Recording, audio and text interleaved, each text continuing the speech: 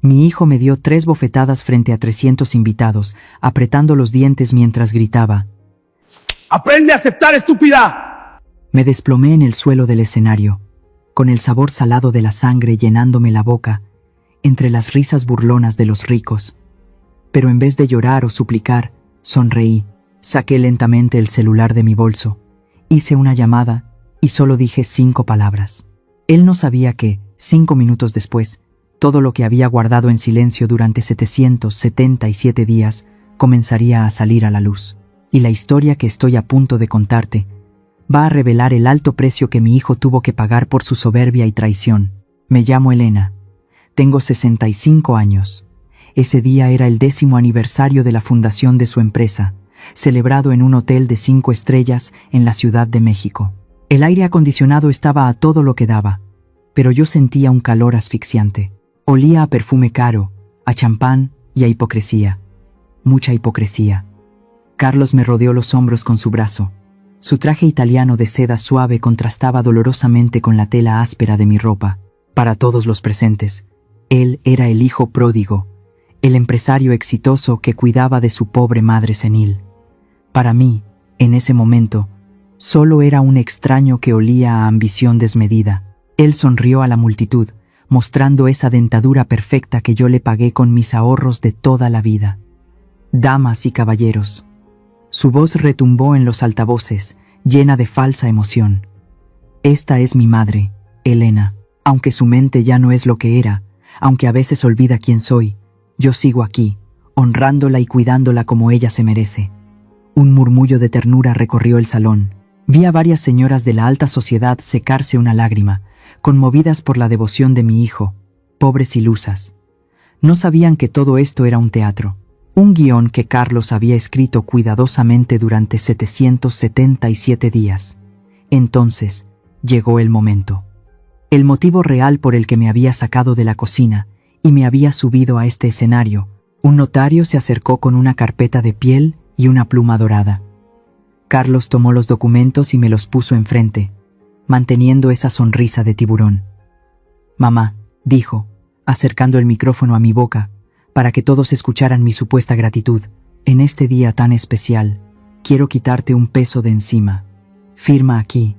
Es para traspasarme la gestión de tu fondo de pensiones y la casa del pueblo. Yo los cuidaré por ti, para que no tengas que preocuparte por nada en tu vejez. Vamos, dales ese gusto a todos». El salón estalló en aplausos. Me estaban animando a firmar mi propia sentencia de muerte. Carlos quería arrebatarme lo último que me quedaba: la casa donde creció, el dinero para mis medicinas. Quería dejarme en la calle, legalmente y con testigos. Mis manos temblaban, no por la edad ni por el miedo, sino por una rabia fría que me subía desde el estómago. Miré la pluma, miré a mi hijo, y por primera vez en 2 años dejé caer la máscara de la viejita inofensiva. Agarré el micrófono con fuerza. Mis nudillos se pusieron blancos. Levanté la vista y clavé mis ojos directamente en los suyos. «No», dije. Mi voz salió firme, sin un rastro de duda. «Ese dinero es para mi vejez, Carlos. Y esa casa es para tu esposa y tus hijos cuando termines de arruinarlo todo». El silencio que siguió fue absoluto. Fue como si alguien hubiera robado todo el aire del salón. Los aplausos murieron al instante. Las copas dejaron de tintinear. 300 invitados contuvieron la respiración. La sonrisa de Carlos se congeló. Pude ver cómo se le tensaba la mandíbula. Su orgullo, ese ego inflado que alimentaba cada mañana frente al espejo, acababa de recibir un golpe mortal frente a la élite de México. Él se inclinó hacia mí, como si fuera a darme un beso en la mejilla para calmarme. Pero no fue un beso. Pegó sus labios a mi oído y susurró, con una voz que era puro veneno: «Firma ahora mismo, vieja maldita. No te atrevas a dejarme en ridículo». Sentí su aliento caliente en mi oreja. Olía a alcohol y a desesperación. Me enderecé, ignorando su amenaza. «Estás borracho, hijo. Detente ahora», le dije al micrófono, para que todos lo oyeran. Y entonces, el demonio que llevaba dentro se soltó. ¡Zas! La primera bofetada me tomó por sorpresa. Mi cara giró violentamente hacia la izquierda. El sonido del golpe resonó seco en el silencio del salón. Un grito ahogado escapó de la garganta de los invitados. ¿Te atreves a darme lecciones a mí?, gritó Carlos, con la cara descompuesta por la furia. ¿A mí, que te doy de tragar? Me llevé la mano a la mejilla. Ardía. Ardía como el fuego. Pero no bajé la mirada. ¡Zas! El segundo golpe fue más fuerte. Me hizo tambalear. Eres una inútil. Una mantenida. Vi por el rabillo del ojo que Sofía, mi nuera, intentaba subir al escenario, con su vientre de 7 meses abultado bajo el vestido. Pero uno de los guardaespaldas de Carlos la detuvo en seco. Los ojos de Sofía estaban llenos de terror. Yo intenté mantener el equilibrio, agarrándome del atril. Pero Carlos no había terminado. La vergüenza pública había desatado a la bestia. Levantó la mano una vez más, con el puño cerrado, y descargó toda su frustración sobre mí. ¡Zas! Este fue el golpe definitivo. Sentí cómo mi labio se partía. El sabor metálico y salado de la sangre inundó mi boca al instante. Mis piernas fallaron y caí al suelo, sobre la alfombra roja del escenario. El impacto me sacudió los huesos. Todo me daba vueltas. El zumbido en mis oídos era ensordecedor. Aprende a aceptar tu lugar, estúpida, rugió él, escupiéndome las palabras. Si sigues viva es porque yo lo permito. Estúpida. Esa palabra, esa maldita palabra retumbó en mi cabeza más fuerte que el golpe físico. Estúpida. Así me había llamado durante 777 días. Estúpida por tirar la comida. Estúpida por no saber usar el control remoto. Estúpida por existir. Carlos se arregló el saco, respirando agitadamente. Se volvió hacia el público, recuperando su máscara de víctima sufrida. «Perdonen, señores», dijo, jadeando. Mi madre ha tenido otro episodio psicótico. Ya saben cómo es la demencia.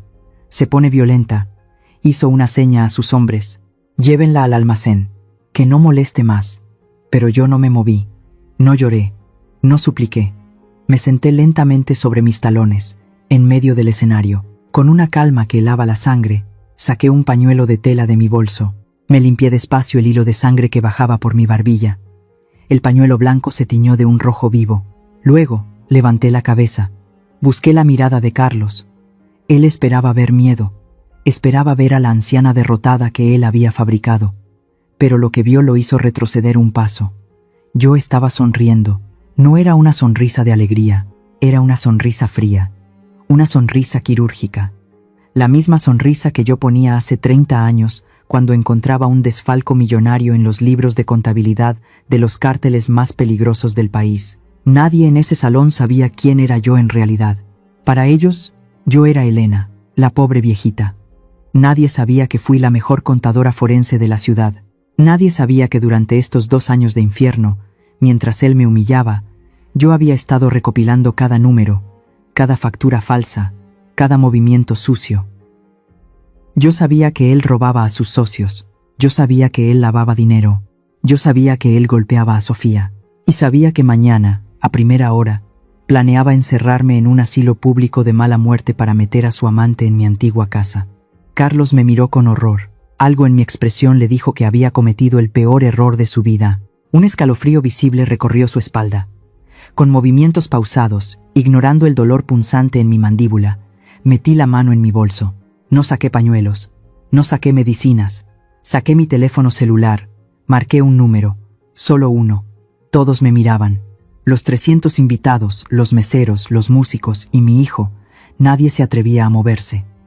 Llevé el teléfono a mi oído, pero hablé cerca del micrófono que había caído al suelo junto a mí.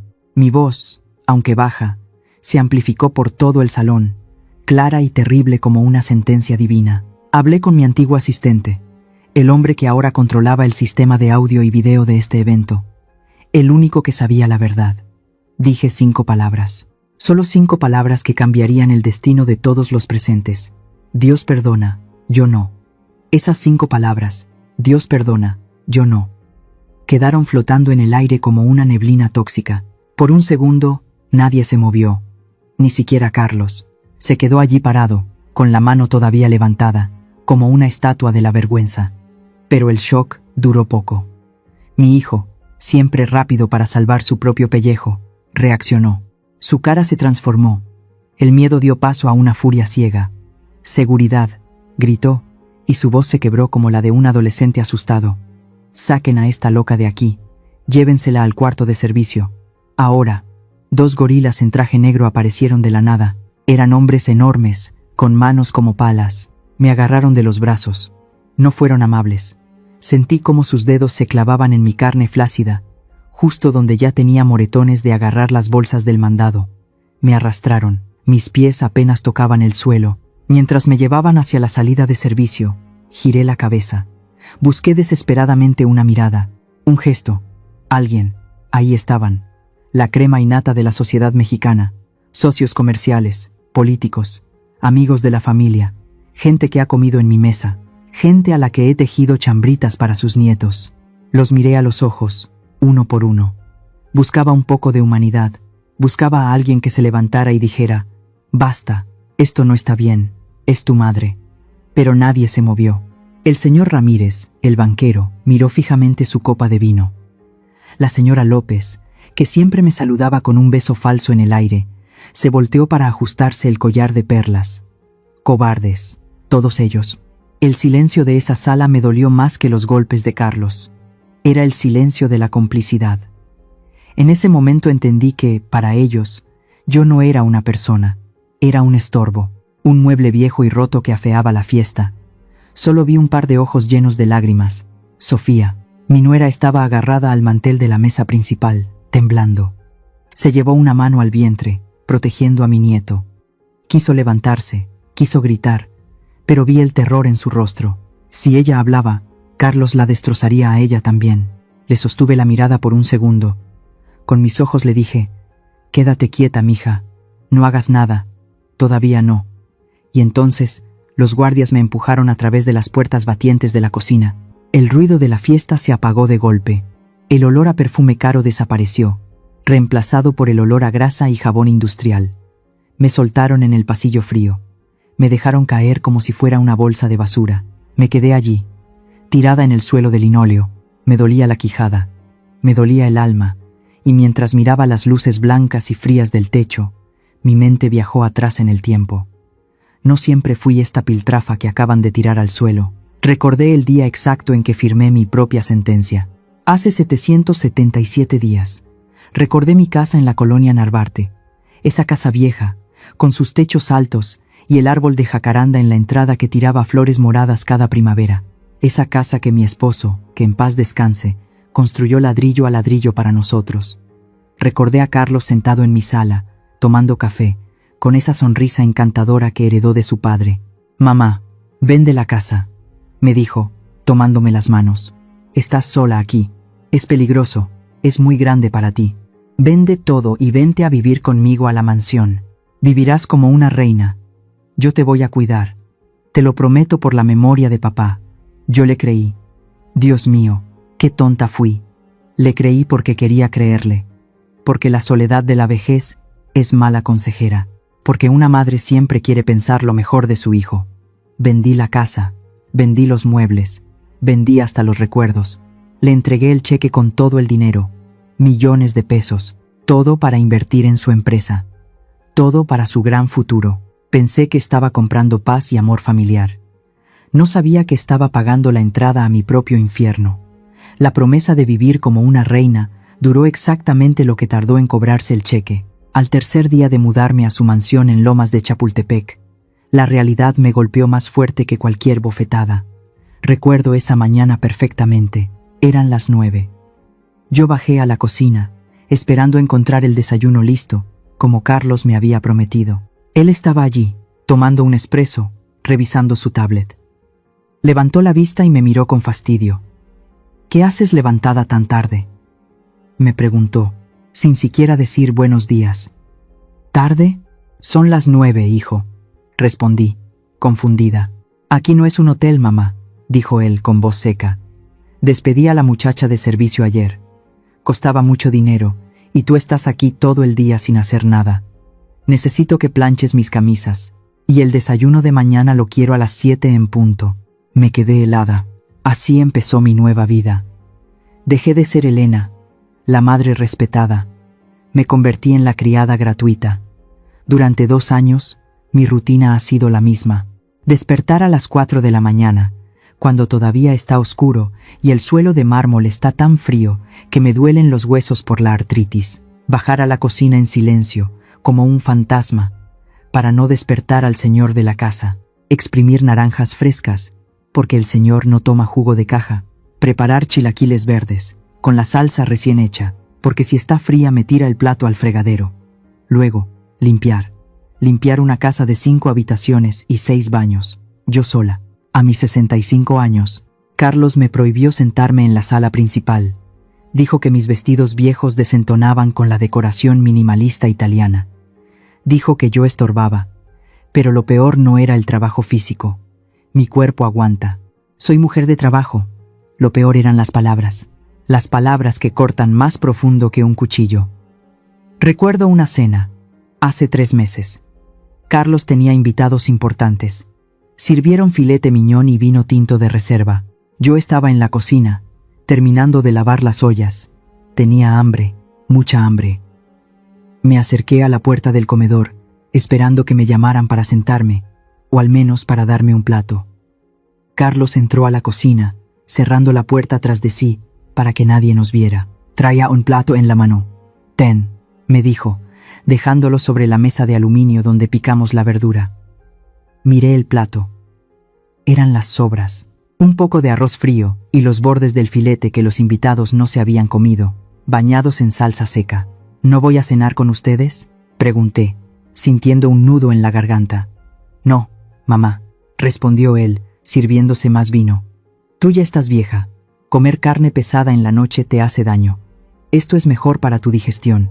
Además, no tienes ropa adecuada para salir. Mejor quédate aquí y no hagas ruido». Se dio la vuelta y se fue, dejándome allí, con el plato de sobras y mis lágrimas saladas como único condimento. Comí. Comí porque tenía que sobrevivir. Comí tragándome mi orgullo bocado a bocado. Y luego estaba el olor, esa obsesión enfermiza que tenía con mi olor. Cada vez que sus amigos ricos venían a la casa, Carlos entraba a mi cuarto media hora antes. Traía un bote de desodorante ambiental, de esos que huelen a lavanda química barata. «Ponte de pie», me ordenaba, y empezaba a rociarme. Me rociaba la ropa, el pelo, el cuello, como si yo fuera una plaga, como si fuera un insecto sucio. «Hueles a viejo, mamá», decía, arrugando la nariz con asco. «Hueles a naftalina y a muerte. No quiero que mis socios huelan tu miseria. Quédate en tu cuarto y no salgas hasta que se vayan». Me dejaba allí, empapada en ese perfume barato, tosiendo, sintiéndome la cosa más pequeña y asquerosa del mundo. ¿Por qué aguanté?, se preguntarán. Porque soy mexicana. Porque nos enseñaron que la madre es sacrificio. Porque nos enseñaron que los trapos sucios se lavan en casa. Porque pensaba que si aguantaba un poco más, si me esforzaba más, mi hijo volvería a quererme. Qué equivocada estaba. El amor no se mendiga, y el respeto no se compra con silencio. Durante 777 días fui invisible. Fui un trapo de piso. Fui un estorbo. Hasta esta noche. Esta noche, mientras me arrastraban por el pasillo, recordé cada camisa planchada, cada plato de sobras, cada rociada de desodorante, y supe que la cuenta estaba saldada. Se acabó la Elena sumisa. Se acabó la madre abnegada. Ahora van a conocer a la otra Elena. Pausa dramática. Díganme algo, con la mano en el corazón. ¿Alguna vez han dado todo por un hijo, hasta quedarse vacíos, y solo han recibido desprecio a cambio? ¿Hay alguien ahí afuera, escuchando esto, que tenga que pedir permiso para comer en su propia casa? ¿Alguien que tenga que mirar la cara de sus hijos para saber si hoy va a ser un buen día o un infierno? Si saben de lo que hablo, si sienten ese dolor en el pecho ahora mismo, por favor, dejen un comentario que diga, «Yo entiendo», o un corazón. No me dejen sola en esto. No dejen que el silencio los mate como casi me mata a mí. Dicen que el hábito hace al monje. Pero yo digo que 30 años persiguiendo criminales de cuello blanco no se borran con un delantal de cocina. Todo cambió una noche de martes. Carlos había salido a una reunión de negocios, esas que terminaban a las 3 de la mañana con olor a tabaco y licor. Me ordenó limpiar su despacho personal antes de que regresara. «Nadie entra ahí, solo tú, porque eres inofensiva», me dijo antes de salir. Inofensiva. Esa palabra rebotó en mi cabeza mientras vaciaba su papelera de caoba. Fue entonces cuando lo vi. En el fondo del cesto brillaban unos trozos de papel. No eran basura normal. Eran tiras de documentos triturados a mano, como si alguien hubiera tenido prisa y mucha rabia. Mi corazón dio un vuelco. No el corazón de madre, sino el corazón de la contadora forense Elena. Ese instinto que me decía que donde hay humo, hay un incendio forestal. Saqué los pedazos. Me senté en el suelo, bajo la luz tenue de la lámpara de escritorio, y empecé a armar el rompecabezas, pieza por pieza, con cinta adhesiva y una paciencia infinita. Mis manos, que horas antes fregaban pisos, ahora se movían con la precisión de un cirujano. Cuando terminé de pegar la última tira, sentí un frío mortal en el estómago. No era una carta de amor, era un estado de cuenta de una empresa fantasma en las Islas Caimán. Mis ojos recorrieron los números. $50,000, $100,000, $200,000. Las fechas coincidían perfectamente con los días en que Carlos le decía a Sofía que no había dinero para comprar la cuna del bebé. Coincidían con los días en que me gritaba por gastar 20 pesos de más en el mercado.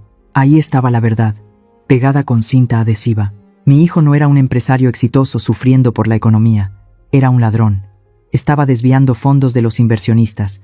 Estaba falsificando las firmas de sus socios. Y lo peor de todo, estaba usando ese dinero para pagar deudas de juego y mantener un departamento de lujo en la zona de Polanco. Busqué más. Encendí su computadora. La contraseña fue ridículamente fácil. Su propia fecha de cumpleaños. El ego de este hombre no tenía límites. Lo que encontré fue una cloaca.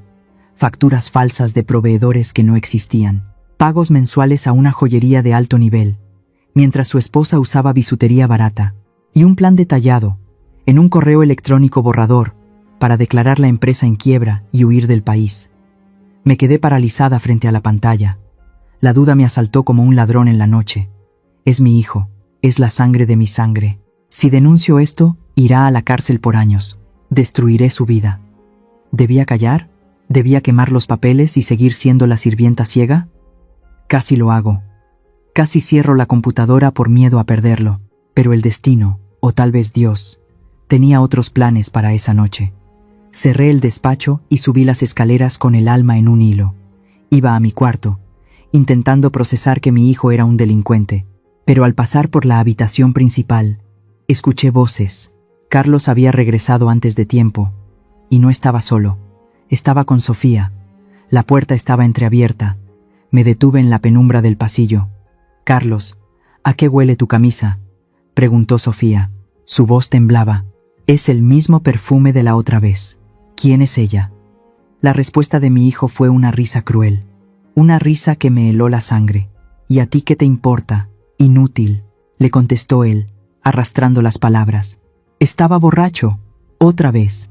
Me importa porque soy tu esposa. Porque voy a tener a tu hijo», dijo ella, sollozando.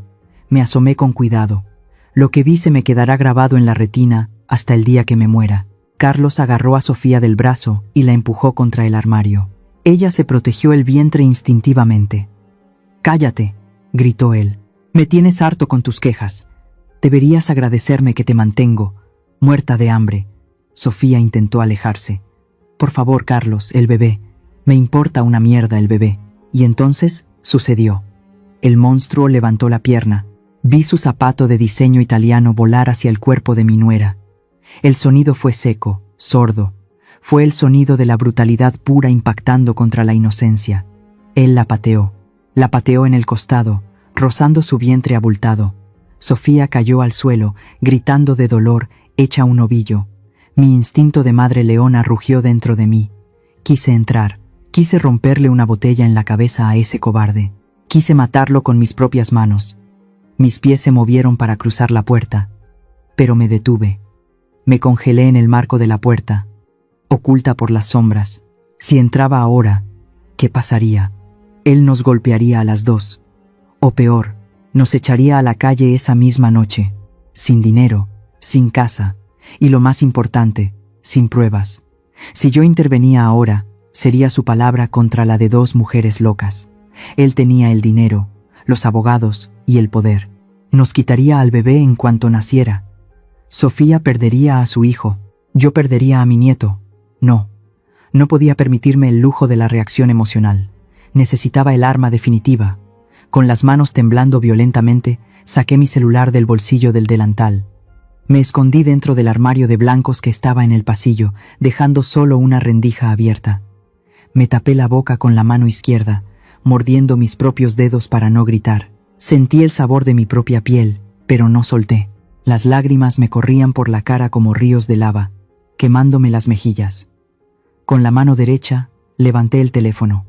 Presioné el botón rojo. Grabar. La pantalla capturó la escena dantesca.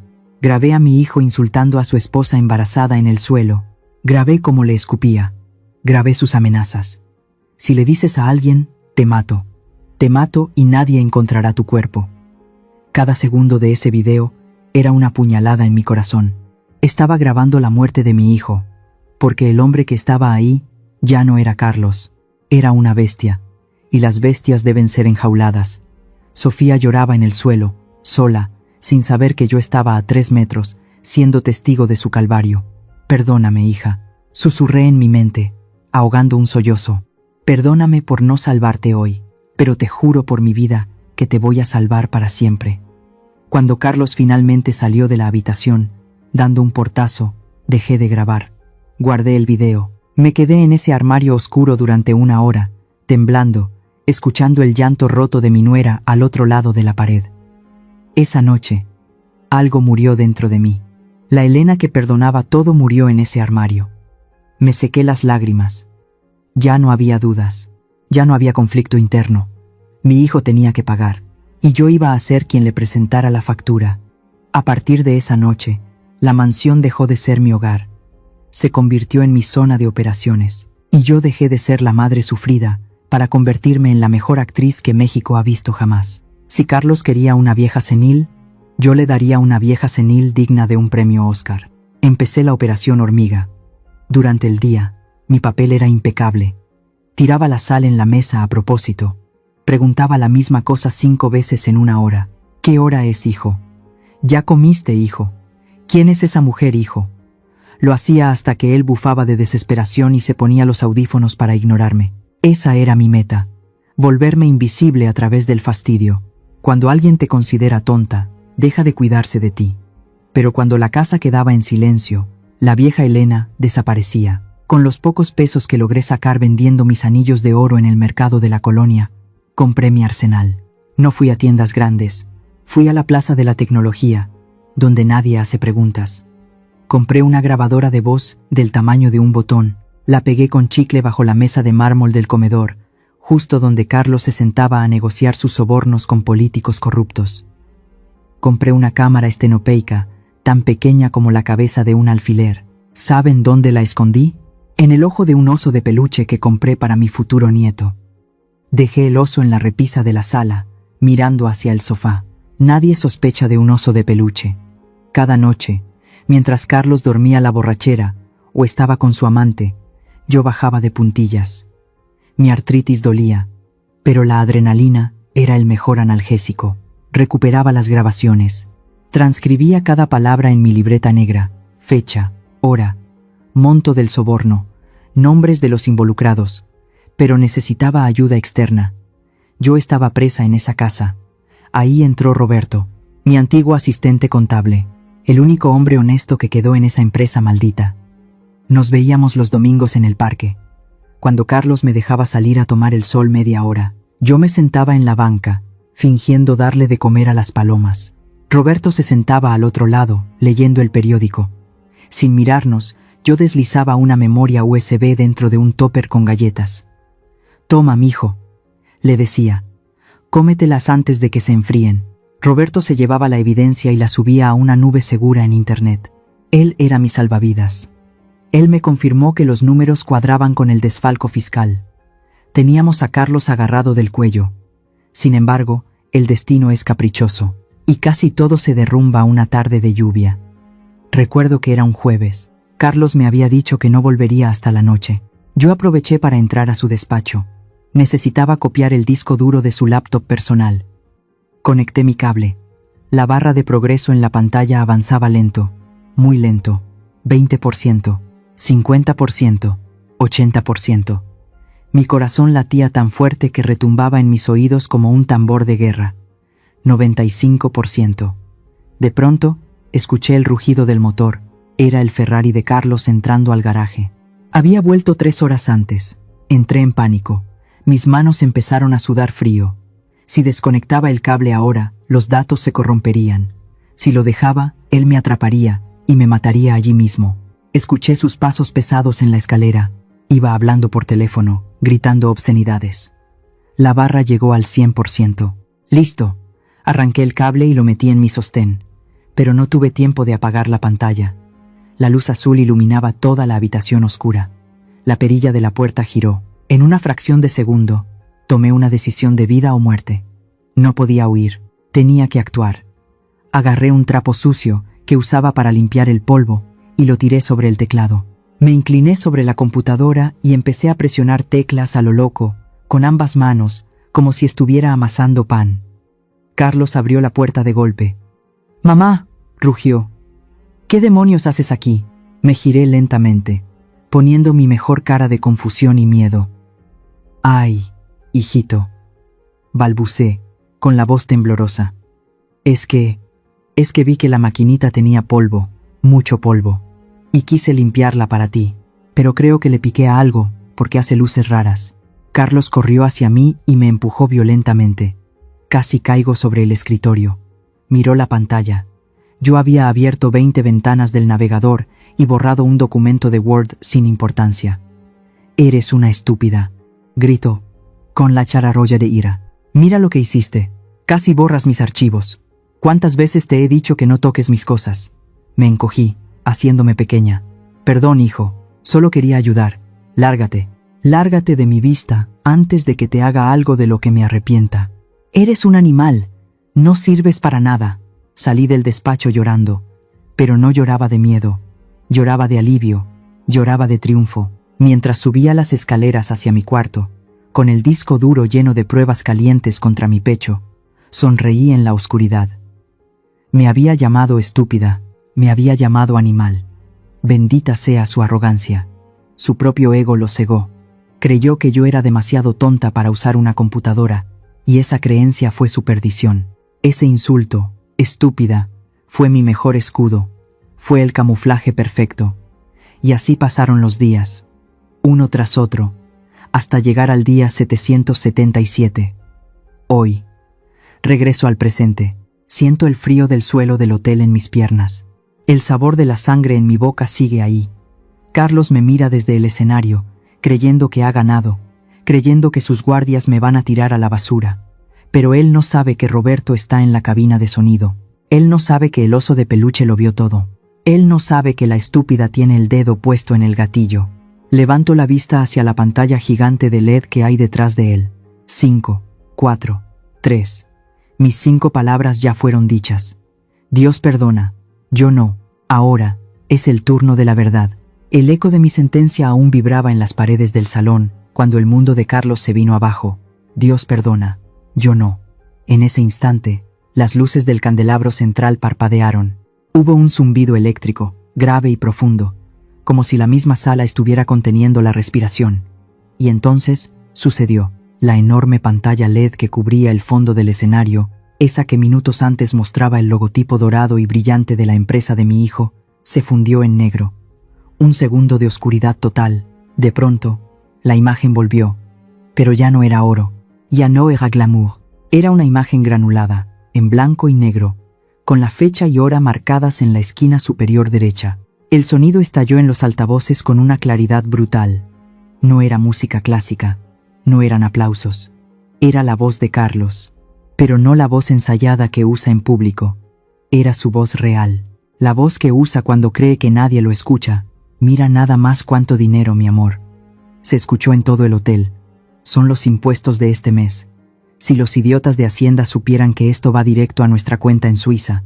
En la pantalla, se veía claramente a Carlos sentado en su despacho, con fajos de billetes sobre la mesa, riéndose mientras brindaba con una mujer que no era su esposa. El salón de baile se convirtió en una olla de presión a punto de explotar. 300 invitados se quedaron petrificados.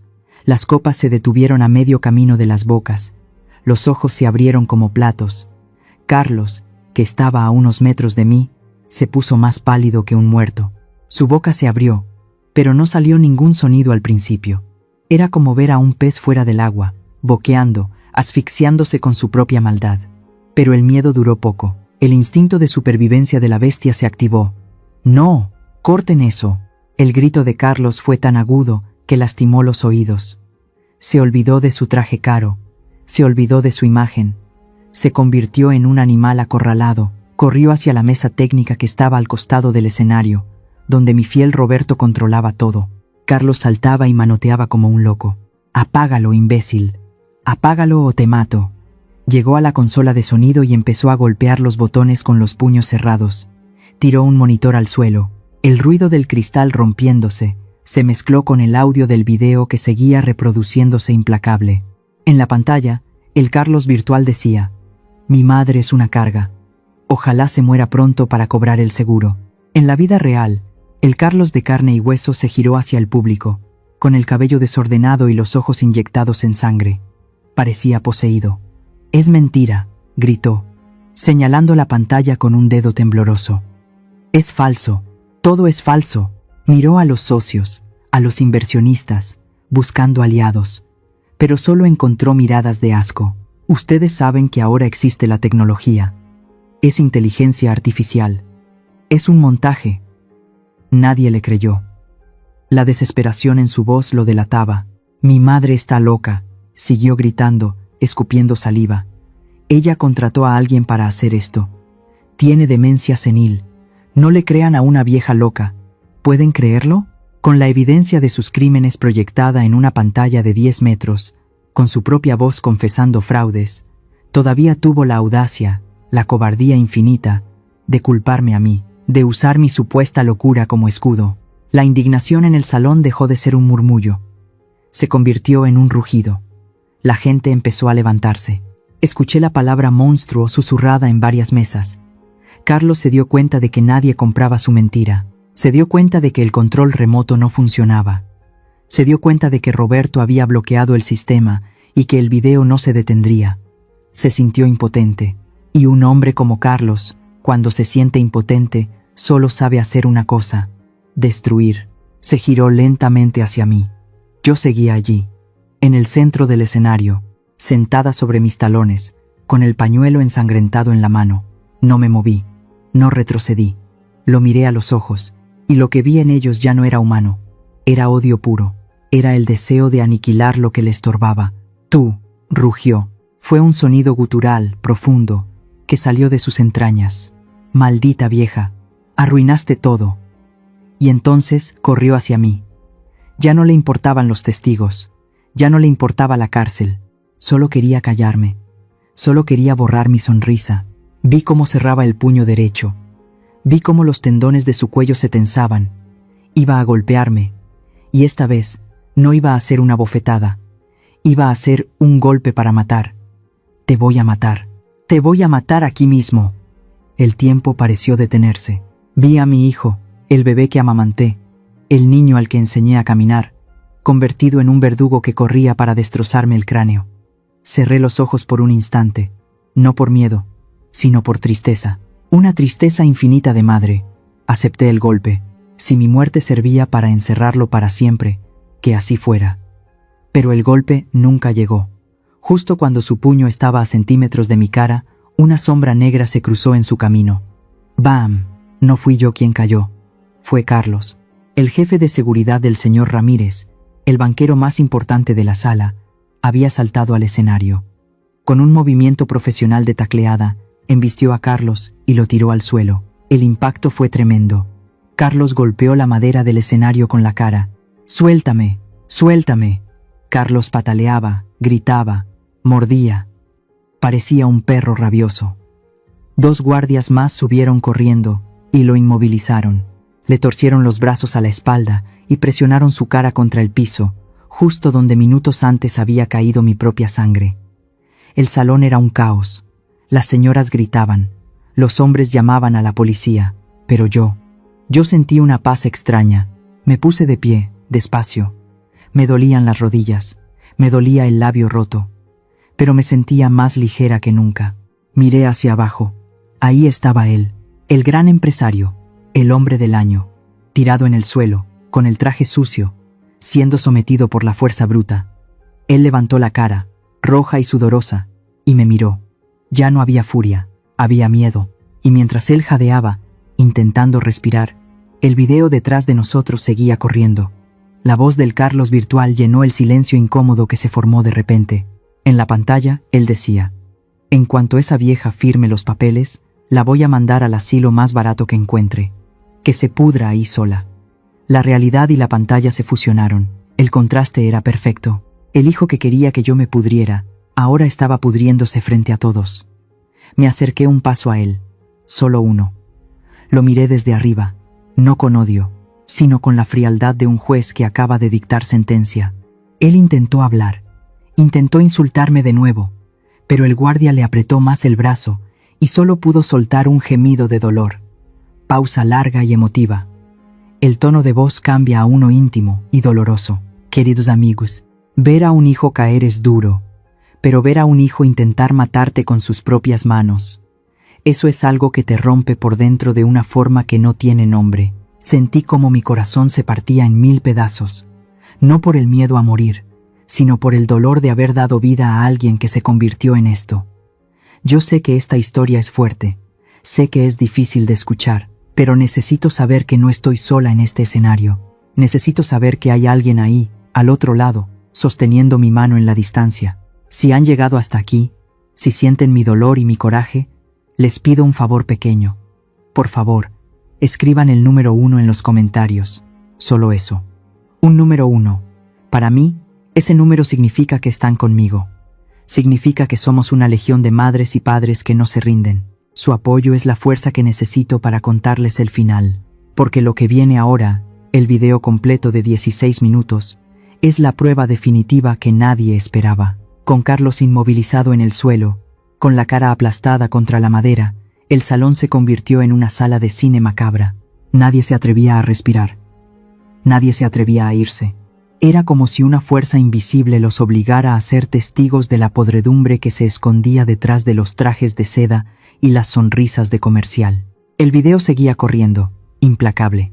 Durante 16 minutos, el silencio en ese hotel de 5 estrellas fue más pesado que una lápida de cemento. Minuto 4. En la pantalla apareció una hoja de Excel. Era una de las que yo había recuperado aquella noche de tormenta. La cámara del video hizo un acercamiento brutal a los números. Se escuchaba la voz de Carlos, fanfarroneando con su contador. «Mira esto», dijo la voz en off. «Le cobramos al señor Ramírez 3 millones por materiales de construcción de primera, pero compramos basura china por 200,000 pesos. La diferencia es para mis vacaciones en Cancún. El viejo Ramírez es tan idiota que ni cuenta se va a dar. En la vida real, busqué con la mirada al señor Ramírez.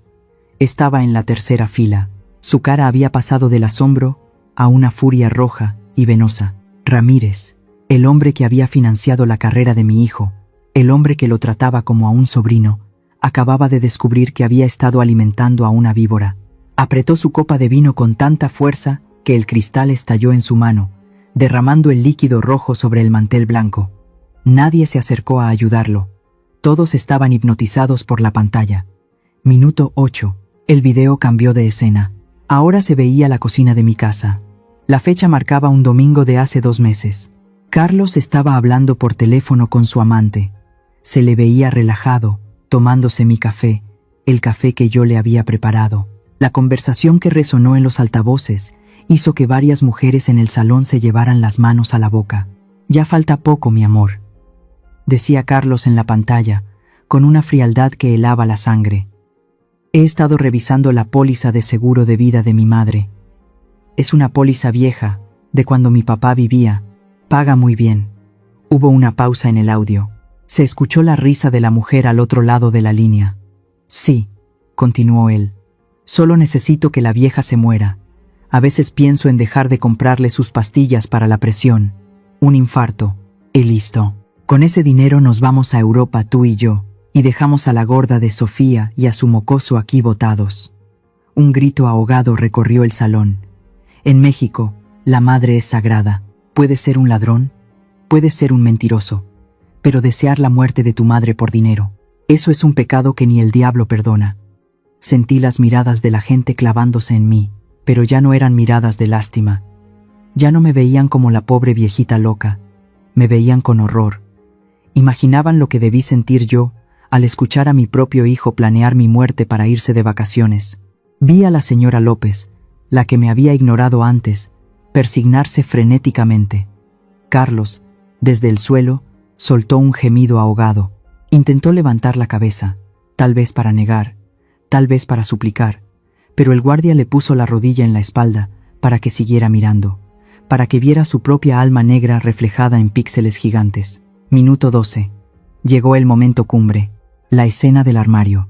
La imagen era oscura al principio, grabada desde la rendija de la puerta, pero el audio era perfecto, demasiado perfecto. Se escuchó el sonido de la bofetada. ¡Pum! Se escuchó el llanto de Sofía. Por favor, Carlos, el bebé.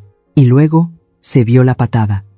Aunque la imagen estaba un poco movida, se vio claramente la pierna de Carlos impactando contra el cuerpo de una mujer embarazada. El salón entero soltó un gemido de dolor físico, como si todos hubieran recibido el golpe al mismo tiempo. «¡Bestia!», gritó alguien desde el fondo. «¡Poco hombre!», gritó otro. La indignación estalló. Ya no era un público elegante, era una turba furiosa. Hombres de negocios, que minutos antes aplaudían a Carlos, ahora se ponían de pie, aflojándose las corbatas, con ganas de subir al escenario y terminar lo que yo había empezado. Miré hacia la mesa donde estaba Sofía. Mi nuera ya no temblaba. Estaba sentada, con la espalda recta, llorando. Pero eran lágrimas diferentes. Eran lágrimas de lluvia después de una sequía larga. Se estaba limpiando la cara, quitándose el maquillaje corrido, quitándose la vergüenza. Me miró a los ojos, y en esa mirada vi gratitud infinita. Ella sabía que yo había guardado ese video no para humillarla, sino para liberarla. Sabía que con esa prueba pública, ningún juez en este país le daría la custodia a Carlos. Ella y mi nieto eran libres. Minuto 16. El final. El video terminó con una pantalla negra y una sola frase escrita en letras blancas, que yo misma había editado. La verdad siempre sale a la luz. El silencio volvió, pero ahora era un silencio eléctrico, cargado de justicia. Entonces, sucedió algo que no estaba en mi guión, pero que fue el broche de oro de esta noche. En la primera fila, se levantó don Rogelio. Don Rogelio es el empresario más grande del norte del país. Un hombre de 70 años, de esos que todavía usan sombrero y cumplen su palabra con un apretón de manos. Era el socio mayoritario de Carlos, el pez gordo que mi hijo había tardado años en pescar. Don Rogelio caminó despacio hacia el escenario. El sonido de sus botas resonó en la madera. Se paró justo frente a donde Carlos estaba tirado, sometido por los guardias. Carlos levantó la vista, con los ojos llorosos, buscando una pizca de piedad en su mentor. «Don Rogelio», susurró, con la voz rota. «Déjeme explicarle». Don Rogelio lo miró como se mira a una cucaracha antes de pisarla. Con una calma impresionante, el viejo se aclaró la garganta y escupió.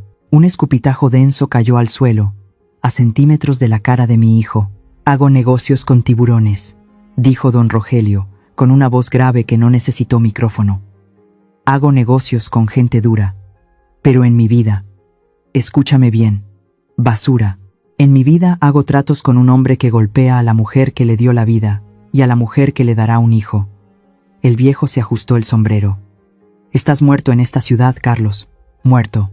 Don Rogelio se dio media vuelta y salió del salón sin mirar atrás. Fue la señal. Como si se hubiera roto un dique. Los 300 invitados empezaron a moverse. Nadie se despidió. Nadie terminó su cena. Agarraron sus bolsos, sus abrigos, y empezaron a salir en masa. Escuché los comentarios mientras pasaban cerca del escenario. «¡Qué asco de tipo! Pobre señora Elena. Hay que cancelar los contratos mañana mismo». En cuestión de minutos, el gran salón, decorado con flores caras y luces de neón, se quedó casi vacío. Solo quedaban los meseros, que miraban asustados desde las esquinas. Quedaba Sofía, abrazando su vientre. Quedaba yo, de pie, intacta.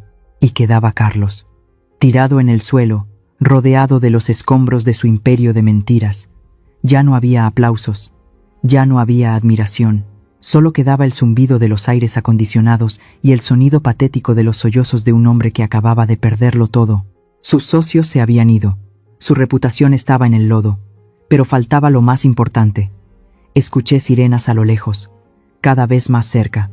Yo no llamé a la policía esta noche. La había llamado hace 3 días. Les entregué una copia certificada de todo. Les dije, vengan al hotel a las 10 de la noche. Ahí encontrarán al culpable con las manos en la masa. Las puertas principales se abrieron de golpe. Las luces azules y rojas de las torretas iluminaron el vestíbulo. Llegó la hora de pagar la cuenta, hijo. Y créeme, no te va a alcanzar la vida para saldarla. Las puertas batientes del salón se abrieron de par en par. No fue una entrada discreta, fue una invasión. Una docena de agentes de la policía económica, con sus chalecos tácticos y armas al cinto, entraron marcando el paso.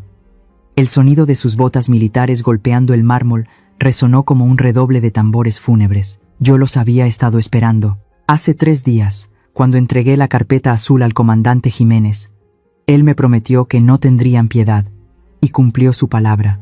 Los guardias de seguridad privada, esos gorilas que minutos antes obedecían a Carlos, dieron un paso atrás. Sabían que su autoridad de juguete terminaba donde empezaba la ley de verdad. Soltaron a mi hijo y levantaron las manos.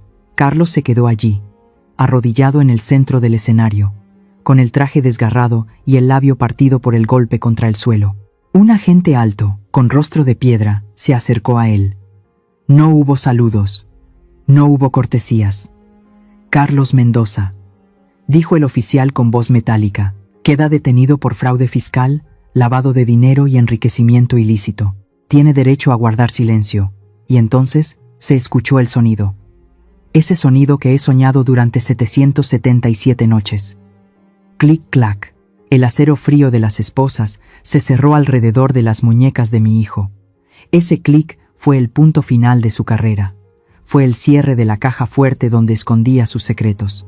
Al sentir el metal apretando su piel, la realidad golpeó a Carlos como un tren de carga. El alcohol se le bajó de golpe. La soberbia se evaporó. Miró las esposas, miró a los policías, y luego me miró a mí. Sus ojos, esos ojos negros que heredó de su padre, se llenaron de un terror infantil. Ya no era el tiburón de los negocios, ya no era el macho alfa que golpeaba mujeres. De repente, se convirtió en un niño asustado de 5 años que acaba de romper el jarrón favorito de la abuela. ¡Mamá!, gritó. Se arrastró sobre sus rodillas hacia mí. Las esposas le impedían usar las manos para equilibrarse, así que avanzaba torpemente, como un gusano. Mamá, diles que paren, diles que es un error. Llegó hasta mis pies. Esos zapatos viejos y gastados que él tanto despreciaba, ahora eran su único altar. Intentó abrazar mis piernas con sus brazos atados. Pegó su cara sudorosa y sucia contra mi falda. Jefecita, por favor, sollozó, usando esa palabra cariñosa que no usaba desde hacía años. Jefecita, soy tu hijo, soy tu Carlitos. No dejes que me lleven, me van a matar ahí dentro. Su llanto era ruidoso, patético, moco y lágrimas manchaban mi vestido. Retira la denuncia, mamá, suplicó, levantando la cara para mirarme. Diles que te confundiste, diles que estás enferma. Yo te perdono lo del video, te lo juro, te compro una casa nueva, te doy lo que quieras. Pero sácame de aquí. Me quedé inmóvil, mirando desde arriba a la criatura que salió de mi vientre. Era increíble. Incluso con las esposas puestas, incluso de rodillas, seguía intentando manipularme. Yo te perdono, dijo. Él me perdonaba a mí. Su arrogancia no tenía cura. El comandante Jiménez hizo un gesto a sus hombres para que se lo llevaran. Pero yo levanté una mano. Esperen, dije. El silencio volvió al salón, roto solo por los hipidos de Carlos. Me agaché lentamente. Mis articulaciones crujieron, pero no me importó. Quedé cara a cara con él. Carlos vio mi movimiento y sus ojos se iluminaron con una esperanza falsa. Creyó que había ganado. Creyó que la madre blanda, la madre que siempre tapaba sus desastres, había vuelto para salvarlo una vez más. Mamá, sabía que no me dejarías. Empezó a decir, sonriendo entre lágrimas. Saqué mi pañuelo. Ese mismo pañuelo que todavía tenía las manchas secas de mi propia sangre. Con una suavidad infinita, Le limpié el sudor de la frente, le sequé las lágrimas de las mejillas, acomodé un mechón de pelo rebelde que le caía sobre los ojos. Fue el gesto más tierno del mundo, el gesto de una madre que despide a su hijo antes de un largo viaje. Él cerró los ojos, disfrutando del consuelo, esperando que el siguiente paso fuera el abrazo y el perdón. Pero no lo abracé. Con la misma suavidad, retiré sus manos esposadas de mis piernas. Me puse de pie, dejándolo solo en el suelo. Él abrió los ojos, confundido. «¿Mamá?» Lo miré con una tristeza profunda, pero seca. «Carlos», le dije, y mi voz fue suave, casi un susurro, pero retumbó con la fuerza de una sentencia divina. «Te he salvado durante 30 años, hijo. Te salvé cuando robaste en la escuela. Te salvé cuando chocaste el coche de tu padre. Te salvé cuando dejaste deudas de juego. Siempre limpié tu desorden. Siempre pagué tus platos rotos. Y mira en lo que te convertiste». Suspiré, soltando el aire que había contenido por 2 años. Un padre que salva a su hijo de las consecuencias no lo está amando, lo está destruyendo. Carlos negó con la cabeza, entrando en pánico de nuevo. «No me des lecciones ahora. Ayúdame». Me di la vuelta, dándole la espalda. «Ya no puedo ayudarte, Carlos», le dije, mirando hacia la salida donde brillaban las luces de las patrullas. «Te salvé tantas veces que te hice creer que eras intocable. Ese fue mi pecado. Y hoy pago mi penitencia entregándote». Giré la cabeza solo un poco para decirle la última frase. «Ahora, deja que la ley te enseñe lo que yo no supe enseñarte, que en esta vida todo se paga. Llévenselo», ordené. Los agentes no esperaron más. Lo agarraron de los brazos y lo levantaron en vilo. Carlos comenzó a gritar y a patalear. «Maldita vieja, te odio, te vas a arrepentir, eres una traidora». Sus insultos se mezclaron con el caos de la entrada. La prensa había llegado. Los buitres olieron la sangre. Al abrirse las puertas grandes del hotel, una tormenta de flashes iluminó la noche. Cientos de cámaras dispararon al mismo tiempo, cegando a todos. Vi la silueta de mi hijo, retorciéndose como un gusano, siendo arrastrado hacia la oscuridad de la furgoneta policial, iluminado por los destellos intermitentes de los fotógrafos. Vi cómo lo metían a empujones. Vi cómo se cerraba la puerta de metal con un golpe seco. ¡Bum! Y luego, las sirenas. El sonido agudo y lamentable de las sirenas alejándose por la avenida Reforma. Me quedé sola en el escenario. El salón estaba vacío, sucio, con copas rotas y sillas tiradas, los restos de una batalla campal. Mis piernas finalmente cedieron. Me senté en el borde del escenario, con los pies colgando hacia el vacío. No sentí alegría, no sentí esa euforia que dicen que se siente cuando ganas. Sentí un frío inmenso. Me abracé a mí misma, frotándome los brazos. Había hecho lo correcto. Había salvado a Sofía. Había salvado a mi nieto. Había hecho justicia. Pero, Dios mío, qué dolor tan grande es tener la razón. Miré mis manos vacías. Ya no tenía casa, ya no tenía dinero. Y acababa de enviar a mi único hijo al infierno. Pero entonces, desde la penumbra de la pista de baile, vi una figura acercarse. Era Sofía. Caminaba despacio, con una mano en la espalda y la otra en el vientre. No dijo nada, no hacía falta. Se sentó a mi lado en el escenario, apoyó su cabeza en mi hombro y me tomó la mano. Su mano estaba cálida. En ese calor, en ese pequeño contacto humano en medio de la desolación, supe que no había perdido todo. Había perdido un hijo podrido, pero había ganado una hija. Pausa larga. Sonido de respiración profunda. La justicia duele. Amigos, a veces, la medicina sabe más amarga que la enfermedad, pero es la única forma de curarse. Dicen que después de la tormenta siempre llega la calma, pero nadie te dice que, a veces, la calma llega acompañada de la ruina total, y ¿saben qué? Bendita sea esa ruina. Los días que siguieron a la detención de Carlos fueron un torbellino, un huracán de abogados, policías y acreedores que devoraron lo que quedaba del imperio de mentiras de mi hijo. La empresa se declaró en quiebra. Las cuentas fueron congeladas. La mansión de Lomas de Chapultepec, ese mausoleo frío donde viví mi infierno, fue embargada por el banco. Nos dieron 24 horas para sacar nuestras cosas personales. Recuerdo ver a los oficiales poniendo los sellos de clausurado en la puerta grande de roble. Esa cinta amarilla de plástico fue lo más bonito que había visto en años. No era una prohibición. Era una barrera que dejaba a los fantasmas encerrados. Sofía y yo salimos de ahí con 3 maletas y la ropa que traíamos puesta. Nada más. No teníamos a dónde ir. Los amigos de la alta sociedad, esos que bebían nuestro vino, no contestaron el teléfono. Pero Dios aprieta y no ahorca. Encontramos un pequeño departamento en la colonia Santa María la Ribera, un barrio popular, viejo, lleno de ruido y de gente trabajadora. El lugar es diminuto. Apenas tiene 2 recámaras y una cocinita donde si abres el refrigerador, tienes que salirte al pasillo. Las paredes son delgadas y se escucha cuando el vecino pone sus rancheras. Pero tiene algo que la mansión nunca tuvo. Tiene luz, tiene sol. La primera noche en nuestra nueva casa, no teníamos muebles. Dormimos en colchones inflables en el suelo. Tenía 65 pesos en la bolsa. Eso era todo nuestro capital. Fui a la tienda de la esquina. Compré medio kilo de tortillas calientes, de esas que vienen envueltas en papel de estraza, 3 elotes y un poco de queso fresco. Esa noche, preparé una sopa de elote. Sencilla, agua, granos de maíz y sal. Nos sentamos en el suelo de la sala vacía, con nuestros platos de plástico humeantes. Sofía me miró. Sus ojos ya no tenían ojeras.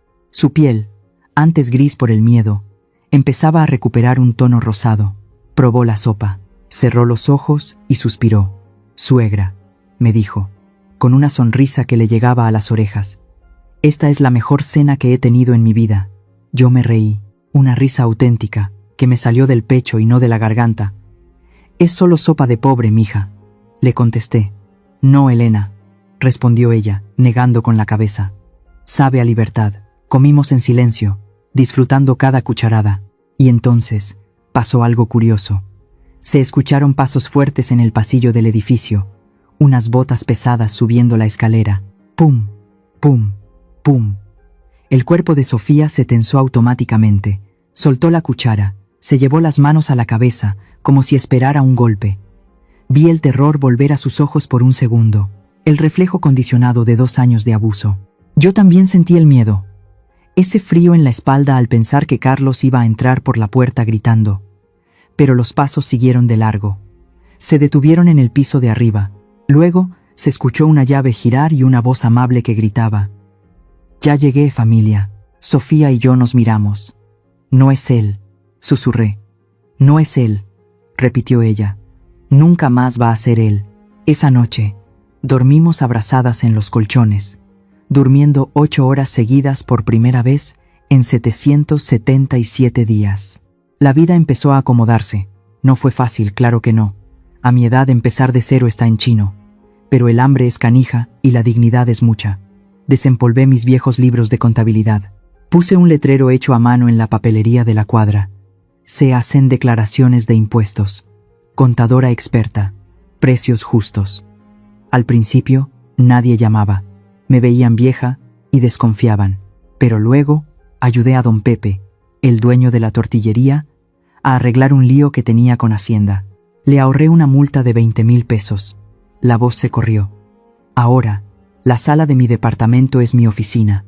Atiendo a las señoras que venden por catálogo, a los mecánicos, a los pequeños comerciantes.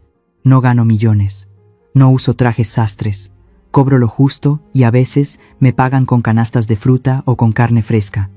Pero es dinero limpio, dinero que no huele a sangre ni a miedo. Y Sofía.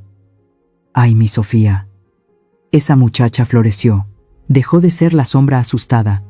Con su embarazo avanzado, empezó a dar clases de inglés en línea. Se compró una computadora usada y trabaja desde la mesa de la cocina. La veo reírse con sus alumnos.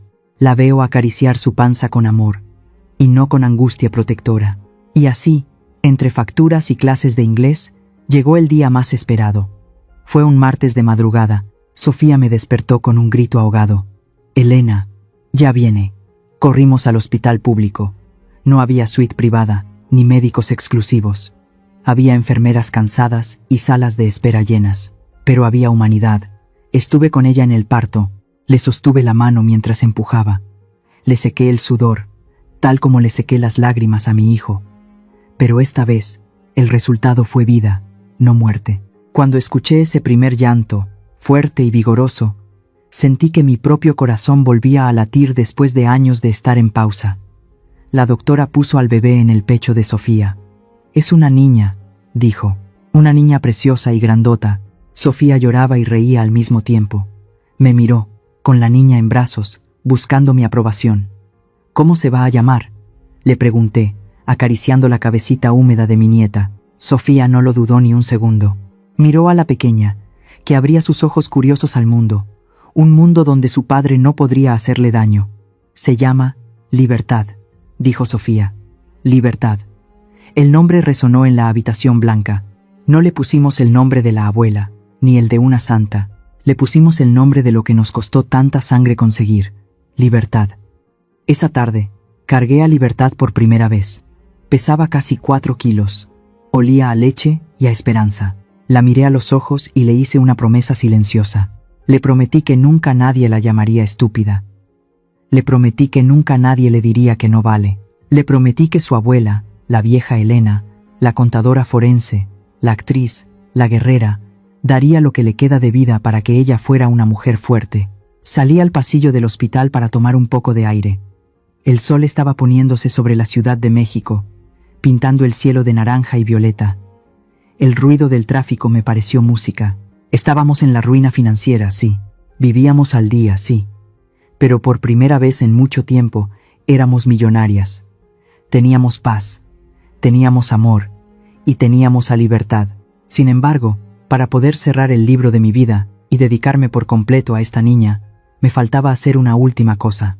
Tenía una cuenta pendiente, una visita que había pospuesto durante un año entero. Necesitaba ver a Carlos una última vez, no por él, sino por mí, para cortar el cordón umbilical podrido que todavía nos unía. Mañana iré al reclusorio norte. Mañana veré a los ojos al hombre que intentó destruirme. Y mañana, finalmente, seré libre yo también. Ahora quiero escucharte a ti. ¿Qué opinas de la decisión que tomó ella? Si tú estuvieras en su lugar, ¿habrías hecho algo diferente? Comparte lo que piensas en los comentarios de verdad. Leo cada mensaje y tu voz importa aquí. Si esta historia te hizo reflexionar, no olvides dejar un like, compartirla con alguien cercano y suscribirte al canal para no perderte las próximas historias. Nos vemos en la siguiente historia. Somos Antes del Silencio, usando relatos para caminar contigo a través del tiempo y recuperar la paz y la fortaleza del alma.